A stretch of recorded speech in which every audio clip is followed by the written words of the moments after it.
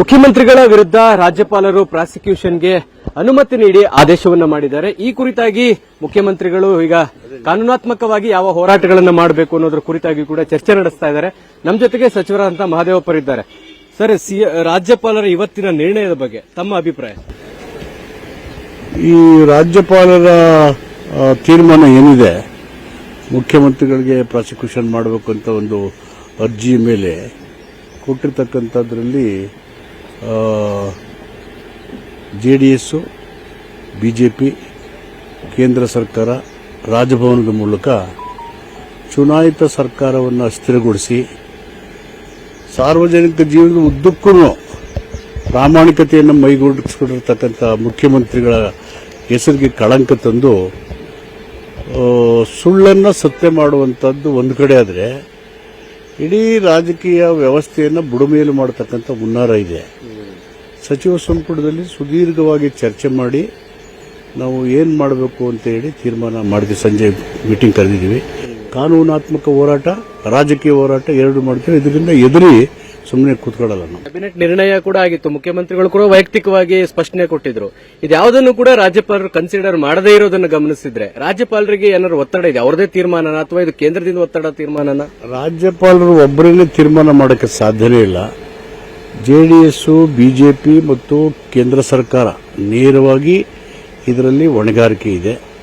ಜಂಟಿಯಾಗಿ ಮುಖ್ಯಮಂತ್ರಿಗಳು ಎರಡನೇ ಬಾರಿಗಾಗಿರೋ ಒಬ್ಬ ಅಹಿಂದ ವರ್ಗದ ಒಬ್ಬ ಪ್ರಶ್ನಾತೀತ ದೊಡ್ಡ ನಾಯಕ, ಎರಡನೇ ಬಾರಿಗೆ ಮುಖ್ಯಮಂತ್ರಿ ಆಗಿದ್ದು ಮತ್ತು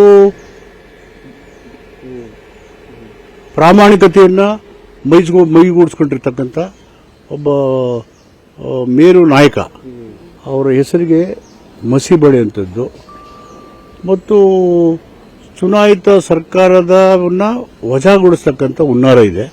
ಕಾನೂನಾತ್ಮಕ ಹೋರಾಟ ಮಾಡ್ತೀವಿ. ಸಚಿವರುಗಳು, ಶಾಸಕರು ಜೊತೆಗೆ ಹೈಕಮಾಂಡ್ ಮುಖ್ಯಮಂತ್ರಿಗಳ ಜೊತೆ ಎಷ್ಟರ ಮಟ್ಟಿಗೆ ಬೆಂಗಾಲವಾಗಿ ನಿಂತಿದೆ? ಯಾಕಂದ್ರೆ ವಿಪಕ್ಷಗಳು ಈಗ ಪ್ರಾಸಿಕ್ಯೂಷನ್ ಅನುಮತಿ ಕೊಟ್ಟಿದ್ದಾರೆ, ಮುಖ್ಯಮಂತ್ರಿಗಳು ರಾಜೀನಾಮೆ ಕೊಡಲಿ ಅಂತೇಳಿ ಶುರು ಮಾಡಿದ್ದಾರೆ. ಪ್ರಾಸಿಕ್ಯೂಷನ್ ಕೊಟ್ಟ ತಕ್ಷಣ ಅವರೇನು ಅಪರಾಧಿ ಅಲ್ಲ, ಅಪರಾಧ ಮಾಡೂ ಇಲ್ಲ. ನೇರ ಪ್ರತ್ಯಕ್ಷ ಪರೋಕ್ಷವಾಗಿ ಯಾವ ತಪ್ಪನ್ನು ಮಾಡೇ ಇಲ್ಲ. ಸ್ಪಷ್ಟವಾಗಿ ಗೊತ್ತಿರತಕ್ಕಂಥದ್ದು, ಇಡೀ ಕಾನೂನಿನ ಲೋಕಕ್ಕೆ ಗೊತ್ತಿರೋದು, ಜನತೆಗೆ ಗೊತ್ತಿರೋದು. ಇವರು ಪಿತೂರಿ ಮಾಡಿ JDS, ಬಿಜೆಪಿ, ಕೇಂದ್ರ ರಾಜಭವನದ ಮುಖಾಂತರ ರಾಜಕೀಯ ಮಾಡಲಿಕ್ಕೆ ಪ್ರಯತ್ನ ಮಾಡ್ತಾ ಇದ್ದಾರೆ. ಸಮಾವೇಶ ಸಂದರ್ಭದಲ್ಲಿ ಒಂದು ನಿಮ್ಮ ಸಂಪುಟದ ಸಹೋದ್ಯೋಗಿಗಳು ಹೇಳ್ತಾ ಇದ್ರು, ರಾಜ್ಯಪಾಲರನ್ನು ವಾಪಸ್ ಕರೆಸ್ಕೊಳ್ಳಿ ಅನ್ನುವಂತ ಹೋರಾಟ ಶುರು ಮಾಡಬೇಕು ನಾವು ಅಂತ. ಸೊ ಅಂತ ಪರಿಸ್ಥಿತಿ ಎದುರಾಯ್ತಾ ಇವತ್ತಿನ ತೀರ್ಮಾನ ನೋಡಿದಾಗ? ಆ ಎಲ್ಲಾ ವಿಷಯಗಳನ್ನ ಸಂಜೆ ತುರ್ತು ಕ್ಯಾಬಿನೆಟ್ ಮೀಟಿಂಗ್ ಕರೆದಿದ್ದೇವೆ. Will discuss. ಇದಿಷ್ಟು ಸಚಿವ ಮಹದೇವಪ್ಪ ಅವರ ಮಾತು. ಕ್ಯಾಮರಾಮನ್ ವೆಂಕಟೇಶ್ ಜೊತೆಗೆ ಮಾರುತೇಶ್ ಹುಣಸನಹಳ್ಳಿ, ಏಷ್ಯಾನೆಟ್ ಸುವರ್ಣ ನ್ಯೂಸ್, ಬೆಂಗಳೂರು.